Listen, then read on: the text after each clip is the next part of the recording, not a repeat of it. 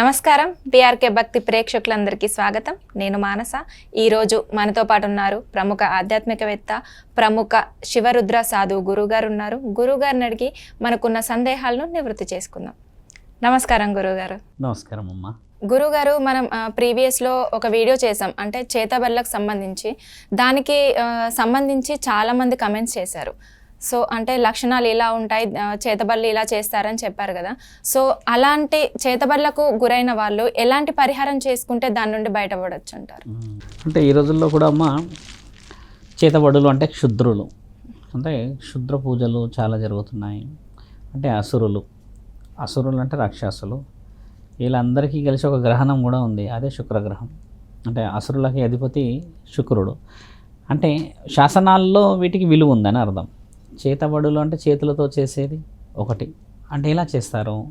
ఒక వ్యక్తిని ఉద్దేశించి చేసినప్పుడు ఏ విధంగా అతని పైన ప్రభావం చూపిస్తుంది, ఎక్కడో ఉన్న వ్యక్తిని ఎక్కడి నుంచో రప్పించుకోవడం ఏమిటి, ఏదో చేయడం ఏమిటి, ఇబ్బంది పెట్టడం ఏంటంటే అమ్మా, కలియుగంలో చేతబడులకి విలువ ఎక్కువ శాతంగా ఉంటుంది. ఎందుకంటే ఈ యుగమే కలియుగం. ఒక్కొక్క యుగంలో ఒక్కొక్క విలువ ఉన్నట్టు కలియుగంలో మనిషి శరీరమే అన్నిటికంటే చాలా చాలా చాలా గొప్ప పనులు చేయవచ్చును, చాలా చాలా చాలా దిగజారిన పనులు చేయవచ్చును. మనం ఈ రెండు చేయగలది ఈ శరీరం. మిగతా యుగాలలో మాత్రం అలా లేదు, ఒక నియమాలతోనే ఉండేవాళ్ళం. అయితే అమ్మా, ఈ చేతబడికి ఎక్కువ శాతంగా లోనవుతున్న వాళ్ళు ముఖ్యంగా చూస్తే ఆడవాళ్ళు, ఇంట్లో ఉన్నవాళ్ళు, కొంచెం చదువుకున్న వాళ్ళే కావచ్చును, కొంచెం దురుసుగా మాట్లాడతారు. అంటే కొంతమంది ఎలా ఉంటారంటే ఒక మాట పడరు, వాళ్ళు పొగరుందని ఒక మాట వేస్తారు వాళ్ళకి. బాగా చదువుకుంటే కళ్ళమంట, అదొక విషయం. దుస్తులు బాగా వేసుకొని నలుగురు మెచ్చినట్టుగా తిరిగి, లేక ఒక దైవాదినము, సొసైటీలో వెల్ ఎడ్యుకేటెడ్ అన్న ఒక పేరు తెచ్చుకుంటే తట్టుకోలేని వాళ్ళు కూడా ఉన్నారు. అంటే చిన్న చిన్న విషయాలకే. మీరు అన్నట్టుగా ఈ కొంతమంది కూర్చుంటారు, కొందరు ఉంటారు అక్కడక్కడ కూర్చొని, వాళ్ళు దైవశాసనమైన నిర్ణయాలు చెప్పడం కంటే వాళ్ళు కూర్చున్న ప్రాంతంలో ఏ విగ్రహం ఉండదమ్మా. ఇదొకటి. మనము ఎవరి దగ్గరికి మనుషులు వెళ్తున్నారు అనేది తెలుసుకోవడం చాలా ముఖ్యమైనది. వాళ్ళు కూర్చున్న ప్రాంతంలో విగ్రహం ఉండదు, ఎలాంటి చిత్రపటాలు ఉండవు, కొన్ని వనమూలికలు, కొన్ని దుస్తులు, లేకపోతే ఇంకేదో అట్రాక్టివ్గా ఉండేవి ఉంటాయి. వాళ్ళు కూర్చోవడం అనేది సీట్ మీదనో లేకపోతే ఏదైనా గది లాంటివి వేసుకొని కూర్చొని ఉంటారు. ఇలాంటి వ్యక్తుల్ని ఇమీడియట్లీ స్పష్టంగా కనిపెట్టేయాలి, ఈయన అగెయినిస్ట్ ఉన్నాడు, అంటే ధర్మమైన మనిషి కాదు అని బాగా గమనించాలి. ఇప్పుడు మన దగ్గర నుంచి నాసా అంటే మనకు ఎన్నెన్నో ఉన్నాయి. ఇప్పుడు ఎర్రకోట ఉందమ్మా. ఎర్రకోట అంటే ఏంటి? మనకు ఎన్నో వైవిధ్యమైన గాలిలోకి వెళ్తాయి. అక్కడనే భగవంతుడు ఉన్నాడు. వెరీ సింపుల్గా మాట్లాడాలంటే వైద్యులు కూడా భగవంతుడిని పూజిస్తారు. అంటే ఒక నిదర్శనానికి ఒక హింట్. సునీత విలియమ్స్ వెళ్తూ వస్తూ భగవద్గీత తీసుకెళ్ళాను, వినాయకుడి విగ్రహం తీసుకెళ్ళినా అని చెప్పింది. అంటే దైవాధీనమైన శక్తులు. ఇవి గమనించాల్సిన అవసరం ఉంది మనం. ఇలా గమనించకుండా చేతబడి చేసిన వాళ్ళందరి లక్షణాలు ఏ విధంగా పోతున్నాయి, ఏ విధంగా ముందుకు పోతుందంటమ్మా, ఒక చేతబడికి విరుగుడు ఏంటంటే నీకు ఏం జరిగిందో చెప్పగలిగిన వాడు విరుగుడు చేయగలడు. వెరీ వెరీ ఇంపార్టెంట్ విషయం, ప్రేక్షకులందరికీ తెలియాల్సింది. ఒక గురు సాధకుడు ఉన్నాడు అనుకో అమ్మ, పలానా హన్మకొండలో వరంగల్లో ఉన్నాడు అనుకుందాం.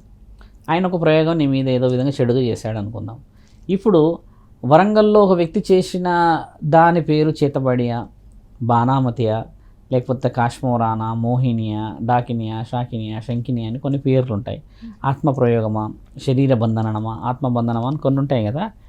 ఎవరైతే అది చూసి కనిపెడతాడమ్మా నీకు ఇది జరిగింది అని, ఆయన దగ్గరే ఆయుధం ఉన్నది అర్థం. ఇదే శాస్త్రం కదా, మన దగ్గర ఉన్నది కూడా అదే కదా.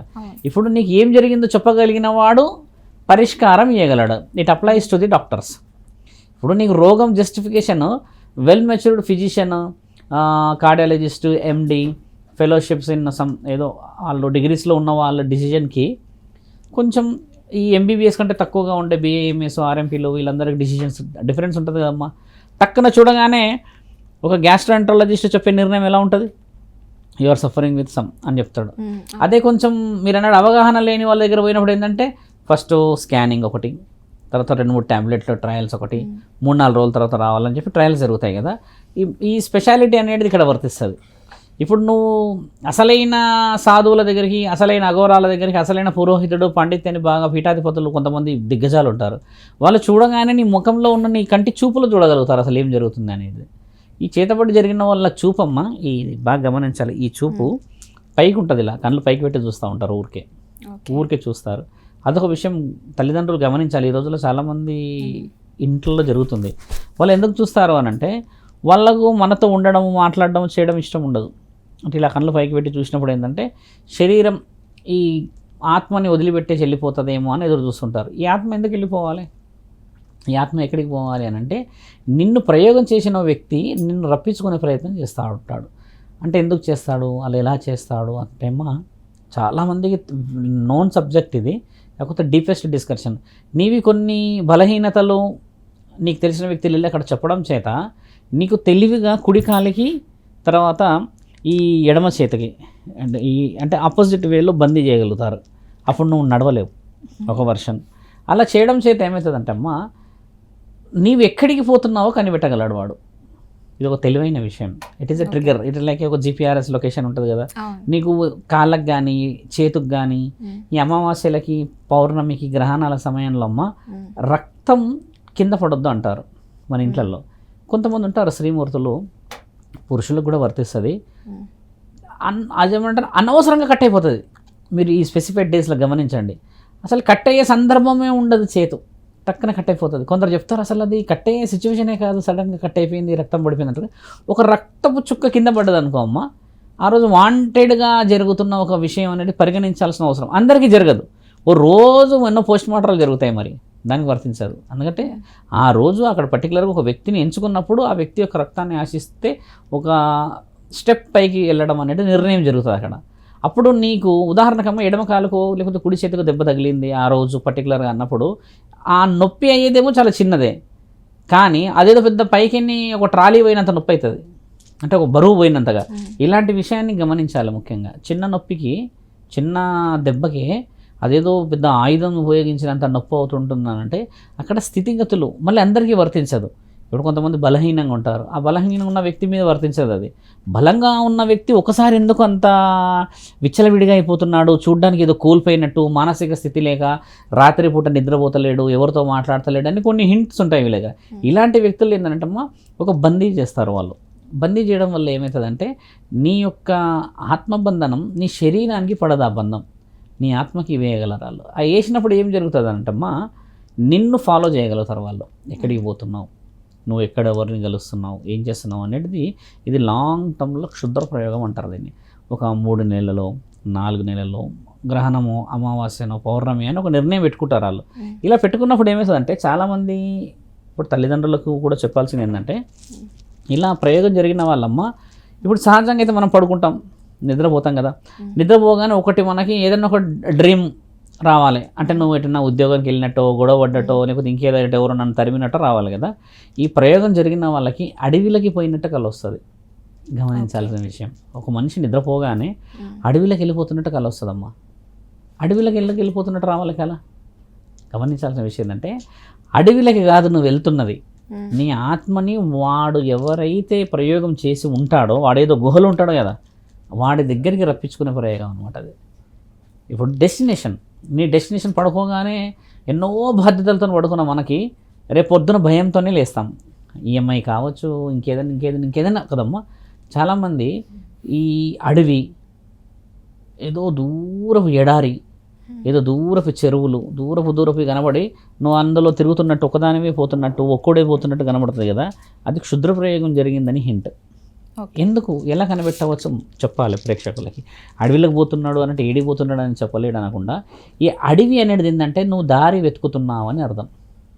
అయితే ఈ దారి నువ్వు ఎందుకు వెతుకుతున్నావు అని అంటే నీ బేడి, నీ కాలికి ఒకటి బేడి వేసాడు కదా అవతల వ్యక్తి, ఈ చేతికి దానికి. ఆ బేడి వేసినప్పుడు ఏంటంటే ఒక చిన్న గ్యాలన్కి మనం ఫిషింగ్ చేస్తాం కదా తల్లి, చాలా చిన్నది ఉంటుంది, దాన్ని ఏమంటాం ఎర్రనో ఏదో వేస్తాం మనం, ఇలా పెట్టేసి ఎంతో పెద్ద బావిలోకి ఇస్తాం ఇలాగా. చాలా సేపటి తర్వాత 1 అవర్, హాఫ్ అన్ అవర్ తర్వాత టక్కున కూడా పడతాయి, అది వేరే విషయము. ఆ దాన్ని బట్టి మెల్లగా లాగి చూస్తే వస్తుంది కదా. దీని ఉద్దేశం కూడా ఏంటంటే అమ్మ నిన్ను నీ దగ్గరికి రప్పించడానికి ఒక ఎరలా వాడతారు వాళ్ళు. నిన్ను వాడు గీసిన ఆ ముగ్గులోకి రావాలి అని అంటే నీ ఇంటికి వాడు ఎందుకు రాలేకపోతున్నాడు అని అంటే అలాంటి వ్యక్తుల్ని మనం ఇంటికి రప్పించుకోగలమా? ఇప్పుడు నాలాంటి వాళ్ళందరి దగ్గర గురువులు వస్తారమ్మా, ఈ ప్రజలు వస్తారు, సాధువుల దగ్గరకు వచ్చి మంచి చెల్లి చేసుకుంటారు. కానీ చాలా తక్కువ శాతం మందే కదా మనల్ని ఇంట్లోకి తీసుకెళ్తారు. ఇప్పుడు నేను శివ పూజలు చేస్తాను, తర్వాత హోమాలు చేస్తాను కాబట్టి నన్ను తీసుకెళ్తారు. అదే నేను ఇలా ఉండేసి ఒక నల్లకోడిని లేకపోతే ఇంక పెద్ద చాకు పట్టుకొని ఏదో పట్టుకొని శ్మశానంలో కూర్చున్నాను అనుకోండి, నన్ను అందరూ స్వీకరించరు కదా, నా దగ్గరికే వస్తారు అందరూ. ఎందుకంటే నా స్థితి కొంచెం భయానకంగా ఉన్నది కాబట్టి. అదే నేను హోమాలు తర్వాత నా దగ్గర రాగానే గంధము తర్వాత విభూతి వాసనలు ఇవన్నీ వస్తే రుద్రాక్షలు అన్నీ వేసుకుంటే శివుడిలాగా ఉన్నాడు అని చెప్పి తీసుకెళ్తారు. అంటే మంచితనం కదా. వాడు రాలేడు నీ ఇంటికి, ఎందుకంటే నీకు ఒక నియమాలు ఉంటాయి, ఆ శరీరాన్ని మనం యాక్సెప్ట్ చేయం. వాళ్ళు మళ్ళీ నార్మల్గా టీషర్ట్ వేసుకొని మామూలు పాయింట్ వేసుకొని కనబడతారు, కానీ వాళ్ళ చేతులు ఈ చేతులు చాలా బలంగా ఆడుతూ ఉంటాయి. అప్పుడు ఏం చేస్తాడంటమ్మా, అడవిలో నుంచి అలా అలా అలా అలా వెళ్ళి ఆ 30 రోజుల్లో టైం పెడతాడు కదా వాడు, 30 రోజుల్లో నేను ట్రిగ్గర్ చేస్తూ ఉంటారు. అక్కడ ఇక్కడ ట్రిగ్గర్ చేసి ఆ ఫైనల్ డే రోజు నువ్వు అక్కడికి చేరిన రోజు నీ మీద ప్రయోగం జరుగుతుంది. అయితే దీనికి ఏం జరుగుతుందంటే ఈ 30 days నుంచి 6 months 2 months అని ఒక డేట్ పెట్టుకుంటారు కదమ్మా, ఆ లోపు నీ శరీరం అంతా జీరో అయిపోతుంది. ఇక్కడ బాగా గమనించాలి. ఆత్మ 50% మన శరీరం, 50% మన ఈ శరీరం. అంటే 50-50 ఛాన్సెస్ మనకి. ఈ 50% అవతలి చేతిలో బలం ఉన్నప్పుడు వాడు చెప్పిందే వింటాం, నువ్వు వాడు చెప్పినట్టే వింటాం. భార్యాభర్తలకి చెప్పాల్సిన విషయం ఏంటంటే, భర్తని భార్య దగ్గరికి రానియదు చేతబడి జరిగినప్పుడు, చిరాకు ఎక్కువ పడుతుంది. భర్త ఎలా అయితే దగ్గరికి వస్తాడో స్త్రీ దగ్గరికి, ఇలా దగ్గరికి రాగానే ఒక్కసారి మొహం చాలా చీదరింపుగా పెడతారు. ఇలా ఎందుకు పెడతారంటే దాని అర్థం, నీవు ఇక్కడ శారీరకంగా కలిస్తే నీ ఆత్మని వాడు బందీ చేయలేడు. ఇదొకటి చాలా మన శాసనాల్లో రాసింది. ఇది ఎలా అంటే అమ్మా, స్త్రీ పురుషుల సంభోగం జరిగినప్పుడు నిన్ను బందీ చేయలేడు, అవతల వ్యక్తిని బందీ చేయలేడు. ఎందుకంటే మీ ఆత్మలు ఒకటైతే కదా ఇక్కడ. శరీరం అంటే అదే కదా తల్లి. అంటే లవ్ని లాస్ట్ స్టేజ్ ఎక్స్ప్రెషన్ అనమాట ఇది, ఈ శారీరకం కలయిక. కాబట్టి భార్యాభర్తల మధ్యలో ఎక్కువ జరుగుతుంది ఈ మధ్య. 90% మంది అమ్మ ఇక్కడ ఏం జరుగుతుందంటే, ఇది కూడా చాలా పాయింట్ ఆఫ్ వ్యూలో వెళ్తే, భార్యని రానియకపోయేసరికి భర్తని భార్య యాక్సెప్ట్ చేయకపోవడం చేత ఇద్దరి మధ్యలో గొడవలు మొదలవుతాయి పెద్దగా. ఒకటి, అవతల వ్యక్తి యొక్క ఉద్దేశం అంతా ఏమిటి, నిన్ను దూరం చేయాలి. అవతల వ్యక్తి ఆలోచన అంతా ఏమిటి, నిన్ను మొత్తానికి ఏకాకి చేయాలి. అప్పుడే కదా వాడి బలం వ్యూహం పనిచేస్తుంది. అంటే వాడు వేసిన వ్యూహంలోకి నువ్వు వెళ్ళాలంటే, ఇక్కడ నేను చెప్పింది ప్రేక్షకులందరికీ ఇప్పుడు ఇదంతా జరుగుతున్న విషయాలు చెప్పాం. ఇప్పుడు జరగబోయే విషయాలు పరిష్కారం మార్గాలు ఏంది, అసలు ఏం జరిగిందనేది క్షుణ్ణంగా ఆ గురువు గారు ఎవరినైతే నమ్మిన వాళ్ళు ఉంటారో వాళ్ళని గమనించి చూసి ఇది జరిగిందని అన్నప్పుడు అవతల వ్యక్తికి ఫస్ట్ అమ్మ నాలుగు కట్ అయిపోతుంది. మంత్రంలో అంత శక్తి ఉంటుంది. ఇక్కడున్న వ్యక్తి హోమం చేస్తే ఎక్కడో ఉన్న వ్యక్తికి పుణ్యం ఎలా వస్తుంది అనే విషయంలో క్షుద్ర పూజలు కూడా అదే. ఇక్కడ నేను కరెక్ట్ కనిపెట్టాడంటే అవతల వ్యక్తికి ఫస్ట్ నాలుగు కట్ అయిపోతుంది. ఎందుకంటే కనిపెట్టిండు అని అంటే ఖచ్చితంగా ఆయుధం సిద్ధమవుతుందని అర్థం కదమ్మా. ఇప్పుడు మన దగ్గర నవరాత్రులు ఉన్నాయి. మహిషాసురం అంటే రాక్షసుని చంపడానికి ఒక స్త్రీ 9 వారాలు 9 విధాలుగా 9 అవతారాలను ఎత్తాల్సిన అవసరం వచ్చింది. అంటే రాక్షసుని చంపడానికే. మరి చంపింది దేవతనే. దేవత టక్కున పోయి చంపొచ్చుగా. అంటే మనం కూడా ప్రణాళికతో పోవాల్సి వస్తుంది ఇక్కడ. అలా ప్రణాళిక పోవాల్సిన సమయం అవతల వ్యక్తికి అర్థమై వాడు కొంచెం బలం చేయగలుగుతాడు. అంటే పాయింట్ కొంచెం డీప్కి వస్తాడు. ఆ డీప్కి వచ్చే సమయానికి మనం ఇక్కడ ఫస్ట్ ఈమెను రక్షించాలి. ఇప్పుడు మన దగ్గర అమ్మ మామిడి ఆకుతోని మనం కడతాం రక్ష. ఇప్పుడు నిన్న మొన్న ఉగాది అయింది, ఇంట్లో కట్టుకుంటాంగా. తర్వాత తమలపాకుతో కడతారు ఒకటి, తర్వాత పసుపు కొమ్మతో కడతాం ఒకటి. కొన్ని వస్తువులతో మనం కట్టుకుంటాం. పసుపు కొమ్మ అమ్మ శివాభిషేకం చేసిన తర్వాత ఖచ్చితంగా స్త్రీలకి ఎడమ చేతికి ఉండాలి, పురుషులకి కుడి చేతికి ఉండాలి. ఒకవేళ కొంచెం ట్రిగ్గరింగ్ అనిపించింది, మన లైఫ్ థ్రెటనింగ్ లాగా కనబడుతుంది, ఏదేదో జరుగుతున్నట్టు అవాంఛనీయంగా కలలు పడుతుంటాయి కదమ్మా. శివాభిషేకందే ఎందుకు కావాలంటమ్మా, శివుడి పైన పడిన గంగ అంటే ప్రక్షాళన, ఆ నీళ్లు మన శరీరానికి తగలడం చాలా పుణ్యం. ఇప్పుడు నేను ఏసీలో ఉన్నాం కదమ్మా, ఇది హెవీ కూల్ ఏంటంటే టక్కున మనం ఎండకు పోవాలనిపిస్తుంది కదా, అంటే మన శరీరానికి. అవతల వ్యక్తి చేసిన ప్రయోగం కూడా ఏంటంటే, వాడు ఏదైతే చేయాలని రిసీవింగ్ కాంటాక్ట్ తీసుకుంటాడమ్మా, దాన్ని మనం అడ్డుపట్టినట్టు టక్కున. అంటే నీ శరీరంలో ఏదో ఒక విషయంలో నుంచి పైకి పాకుతాడు కదా వాడు. నీ శరీరంలో రక్ష ఉంటే రాలేడు. ఇప్పుడు చాలామంది పసుపు కొమ్మ కడతలేరు, తక్కువ శాతంగా కడతారు పసుపు కొమ్మ. పెండ్లీల సమయంలో కడతారు. అంటే వెరీ రేరే అమ్మ. మామిడితో ఉన్నాయే అది కేవలం పండగ రోజే కడతారు, మిగతా రోజుల్లో కనబడవు. నేను చెప్పేది ఏంటంటే, ఒక గురు సాధకుడి దగ్గరికి రావాలంటే కూడా అంత సులభంగా రానియరు వాళ్ళు. ఎందుకంటే నువ్వు వాడి వ్యూహం పండాలి అని అంటే మీ ఇద్దరు భార్యాభర్తలు కలవకూడదు. వాడి వ్యూహం పండాలంటే మీ ఇంట్లో గొడవలు కావాలి. వాడి వ్యూహం పండాలంటే మీ ఇద్దరు దూరం అయిపోవాలి, వాడి వ్యూహం పండాలంటే నీ ఫైనాన్స్ ఎక్కడ నుంచి అప్పడుగుతే అప్పు రాకూడదు, వాడి వ్యూహం పండాలంటే నువ్వు చెల్లాచెదరం అయిపోయి ఒంటరిదాని అయిపోవాలి, ఒంటరి వాడి అయిపోవాలి. ఇన్ని ఉన్నవాడు సడన్గా ఒక గురువుని కల్పించే మార్గం ఇవ్వలేడు. కాబట్టి ఈ అడ్డంకులన్నీ దాటుకుంటూ వచ్చినప్పుడు వాడికి ఖచ్చితంగా విరుగుడు. శాస్త్రంలో దైవాన్ని ఎప్పుడు ఎవరు గెలవలేరు, కొంచెం ఆలస్యమైన దైవమే గెలిచింది కదమ్మా. ధర్మం తెలుసుకోవాల్సింది కూడా విషయం ఏంటంటే అమ్మ, మన దగ్గరికి ఇప్పుడు నాతో మాట్లాడిన వచ్చిన వాళ్ళకి ఫస్ట్ నేను చేసేది ఏంటంటే వాళ్ళని కంప్లీట్ క్లోజ్ మానిటరింగ్ చేయడం ముఖ్యం. అసలు ఏం జరిగింది, ఎలా జరిగింది, ఎవరు పోయారు, ఎక్కడ పోయారు. బట్టలు తీసుకెళ్తారు, దుస్తువులు తీసుకెళ్తారు, మన ఏమంటారు వెంట్రుకలు తీసుకెళ్తారు, మట్టి తీసుకెళ్తారు, ఇట్లా కొన్ని ఎన్నో చెప్తారు కదా. ఇవన్నీ ఏవి తీసుకుపోకపోయినా ఒక మాట తీసుకుపోయి కూడా చేయవచ్చు. This is called a master degree. ఇప్పుడు 10th క్లాస్ చదివిన వాడు 10th క్లాస్ ఫెయిల్ అయిన వాడు ఇద్దరు ఒక దగ్గర టీ తాగుతున్నారు అనుకోండి, సడన్గా వెళ్ళి ఏం చదివారా మీ ఇద్దరు అంటే 10th అంటారు, అంతే కదా. లేదు నేను 10th ఫెయిల్ అంటాడా, అన్నాడు కదా. ఇది గుర్తుపట్టడానికి రాదు. అదే తెలిసిన వాడు వచ్చి అడిగిండు అనుకోండి, నువ్వంటే పాస్ అయినావు రా, ఇప్పుడు నువ్వు ఫెయిల్ అయినా ఇప్పుడు నువ్వేం చేస్తావు అంటాడు కదా. జస్టిఫికేషన్ చాలా ఇంపార్టెంట్ ఆడ. ఇక్కడ జరిగే విషయం ఏంటంటే మీరు అన్నట్టుగానే పసుపు కొమ్మ ఒకటి కట్టుకోవడం వల్ల ఏమవుతుందంటే ఒక గురువు దగ్గరక, ఒక హోమానిక, లేకపోతే ఇంకేదో పూజక, ఒక గుడిక, ఇంకేదో నిర్ణయం తీసుకోవడానికి నీకు బ్రీతింగ్ పీరియడ్ అవకాశం. ఒక పసుపు కొమ్మ ఎంత లేదన్నమ్మ 7 రోజులు మాత్రమే పనిచేయగలదు శరీరం మీద. 7 రోజులు 5 రోజుల నుంచి. ఉదాహరణకి గురు రక్షణ బలం ఏదైనా ఇచ్చామనుకుందాం, కొందరికి ఇస్తారు నల్లతాడు ఇస్తారు, కొంతమందికి రుద్రాక్షలు వేస్తాము, కొన్ని వాళ్ళ పరిస్థితిని బట్టి చేస్తుంటాం.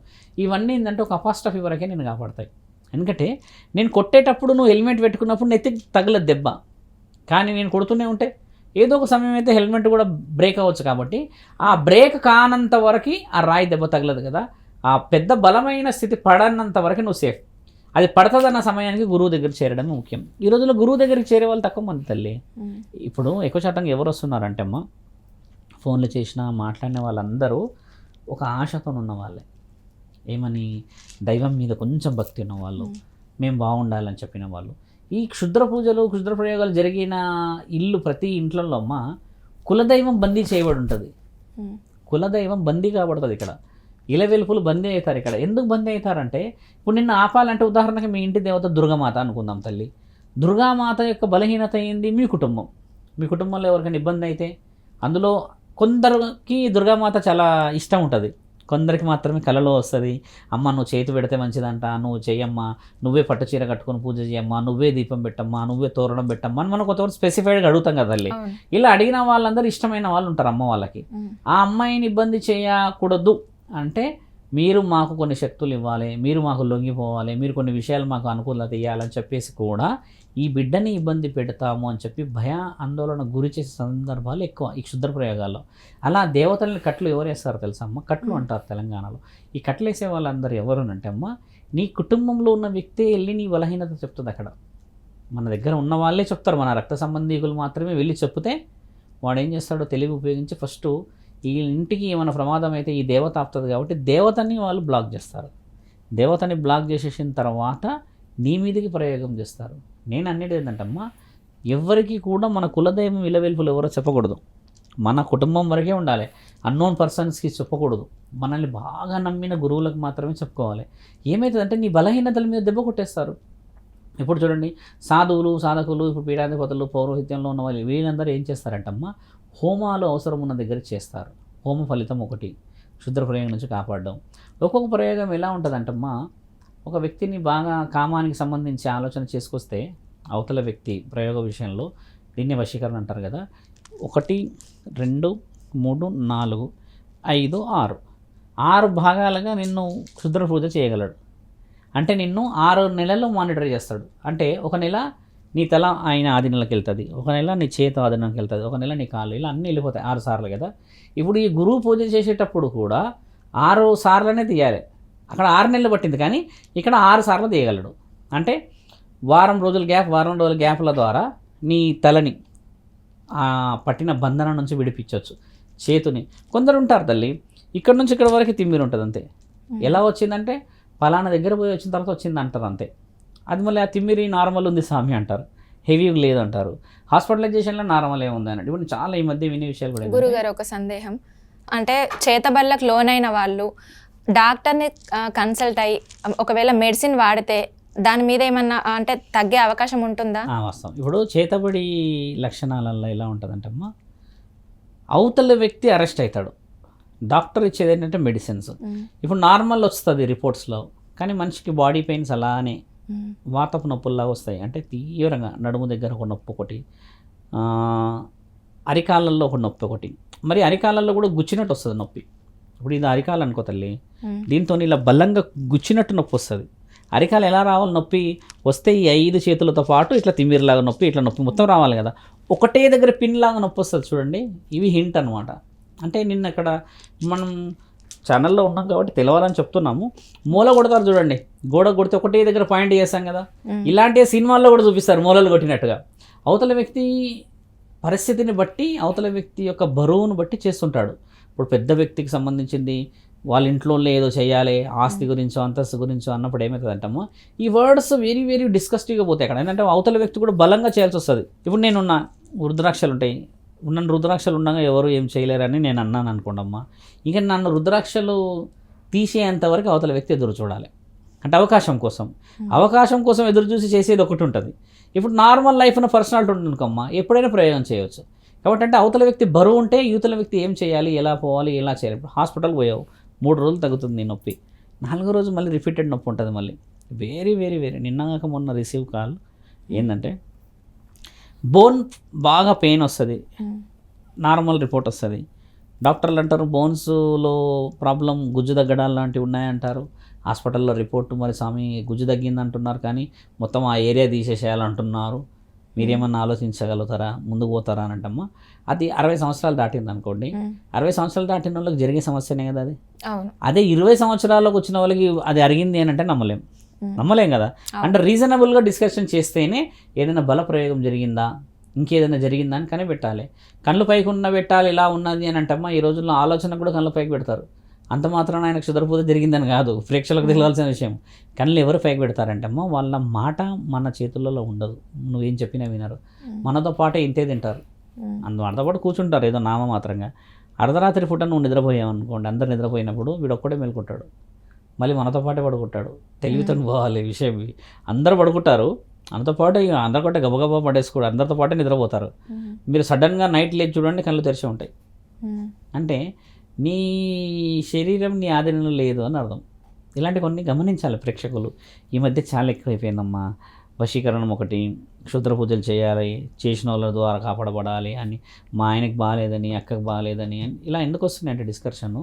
ఇప్పుడు సొసైటీలో గొప్పగా కావాలి, మేము మంచిగా కావాలి. ఇంత ముందు చెప్పే గురువులు కూడా లేరు ఇలాగా. ఇప్పుడు మీరు యూట్యూబ్ ఛానల్లో మీరు బాగా గమనించి చూస్తే చేతబడిల గురించి భయపడిపించేటోళ్ళే ఉన్నారు మాటల్లో, కానీ పరిష్కారం ఎందుకు చెప్పట్లేదమ్మా? పరిష్కారం చెప్పాలా వద్దా? పరిష్కారం చెప్పకపోతే మరి ప్రజలందరూ భయపడతారా వద్దా? ప్రజలు ఎందుకు భయపడుతున్నారు అంటే, ప్రజలు గుడిలకు వెళ్ళరు. ఒక 10% గుడిలోకి వెళ్తే 70-80% కొంచెం నమ్మకంగా ఉన్న వాళ్ళ దగ్గరికి వెళ్ళి ఈ పని చేయండి, ఆ పని చేయండి, పెళ్ళిళ్ళు అయితేలేమని వెళ్తారు కదా. అందరూ ఒకలాగా ఉండరు అంటున్నాం తల్లి. మన లక్షణం కూడా అవతల వ్యక్తి కుటుంబాన్ని కాపాడే విధంగా ఉంటేనే ఆ గురువు నిజమైన వాడా కాదా అనేది మనం జస్టిఫికేషన్ చేసుకోవాలి. 10,000 తీసుకొని 20,000 తీసుకొని ఒకవేళ ఒక వ్యక్తిని మనం కాపాడామనుకోమ్మా, ఆ 10,000కి విలువ రాదు అక్కడ. మనం చేసిన పూజకి వాళ్ళు తరతరాలు చెప్పుకోగలుగుతారు. ఇప్పుడు వస్తువులు ఉంటాయి పూజకి, ఆ పూజ వస్తువులు ఎందుకు కొనాలమ్మా? అంటే అవతల వ్యక్తి ఏం ప్రయోగం చేసి ఉండొచ్చు, దానికి యాంటీగా పోవాలన్నా వద్దా మనం? కాబట్టి కొన్ని బలప్రయోగాలు ఉంటాయి, ఆ బలప్రయోగాలకు పరిష్కారాలు ఉంటాయి. ఇప్పుడు నా దగ్గరికి కింద స్క్రోల్ చేస్తాం మనం నెంబర్, చాలామంది చూసి మాట్లాడతారు కదా.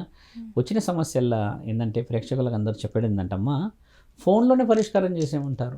మొన్న ఒక అమ్మ, అది నేను చెప్పాలని చెప్తున్నా, ఫోన్ చేసిందమ్మ నాకు, కడప డిస్టిక్ నుంచి ఫోన్ చేసింది, అదేదో చెప్పింది. ఆవిడ అడిగిన క్వశ్చన్ చాలాసేపు నవ్వుకున్నా నేను పోతూ ఉంటే ఏమంటుందంటే, బాణామతి ఎలా తీసేయాలో చెప్తారా గురువు గారు అట. బాణామతి ఎంత పెద్దదంటే అమ్మ, అది ఫెలోషిప్, అది డిగ్రీ, గోల్డ్ మెడలిస్ట్, అది గోల్డ్ మెడలిస్ట్. ఇంకా మళ్ళీ అట్లాంటి పెద్దదాన్ని ఎలా తీయాలో నేను ఫోన్లో చెప్పాలట ఆవిడకి. అంటే నేను అమ్మ నా తల్లి ఏడున్నావు, ఏ ఊరు మీద ఏనంటే పలానంటే, అసలు బాణామతి ఉన్నదో లేదో అని తెలుసుకోవడానికే ఈ సమాజంలో సగం మందికి తెలియదు. అది చాలా పెద్ద పరీక్ష. అంటే బాణామతి ఎలా తీయాలో చెప్పండి గురువు గారు అంటున్నారంటే, మీకు బాణామతి మీద నాలెడ్జ్ ఉన్నది కదా, అయితే నీకు ఫోన్లోనే చెప్పాలమ్మా బాణామతి తీయనీకే అని చెప్తే ఆవిడ ఫోన్ కట్ చేసింది. అంటే ఆవిడ అడిగా చూడండి, బాణామతి అనేది ఎంత పెద్ద పరీక్ష, అంత పెద్ద పరీక్షను ఫోన్లో చెప్పాలంట.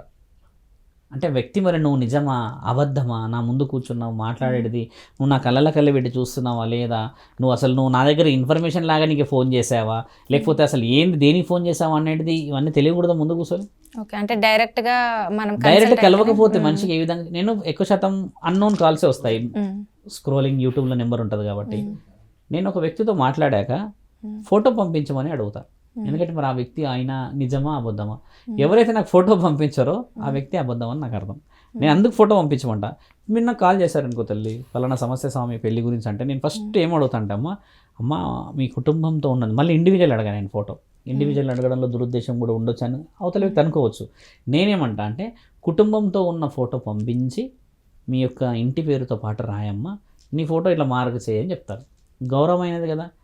అట్లా వచ్చే ఫోన్లలో అమ్మ వారంలో వచ్చే ఒక 8-9 కాల్స్ ఇలాంటి ఇన్ఫర్మేషన్లు చెప్తారు, ఆ ఫొటోస్ పంపించారు అని అంటే గూడుపుటారం ఎక్కువ ఉంటుంది ఇక్కడ. ఒక ఫోన్ వచ్చింది నాకు, అప్పులు బాగా అయిపోయాయి, ఓకే నేను ఏం చేయాలి, అప్పులు ఎందుకు అయినాయి అంటే నాకు ఏం తెలియదు స్వామి మీరు ఏం చేస్తారో నా అప్పులని పోవాలంట. ఇప్పుడు అప్పులు ఎందుకు చేసావు నువ్వు, దేనికి చేసావు అనేది ఉండదా. స్వామికి ఫోన్ చేయగానే స్వామి ఫోన్లో పంపుతాడు అప్పులు తీర్చేసుకొని ఆయన అని. అంటే ఇలాంటి ఏంటంటే అవగాహన లోపితమైన ఫోన్ కాల్స్ ఇవన్నీ. అలాంటి వాటిని నేను ట్రిగ్గర్ చేస్తాను, కనిపెడతాను. మనం చేయాల్సింది ఏంటంటే నిజంగా సమస్య కుటుంబం గురించి, నిజంగా సమస్య ఒక ఆడబిడ్డ గురించి, నిజంగా సమస్య భవిష్యత్తు గురించి, చదువుల మీద ఉన్న వాళ్ళకు కూడా ఇబ్బంది పెడతారు. ఇలాంటివి ఉన్నాయి అనుకో అమ్మ, ఖచ్చితంగా మార్గం మన దగ్గర శాసనాల్లో రాసి ఉంది. ఒక శివరుద్ర సాధువే అని కాదు, ధైర్యంగా దైవాధీనంలో ఉండే గురువులు 100 మంది ఉన్నారు. ఎవరిని సంప్రదించినా మార్గం వెతకాలి.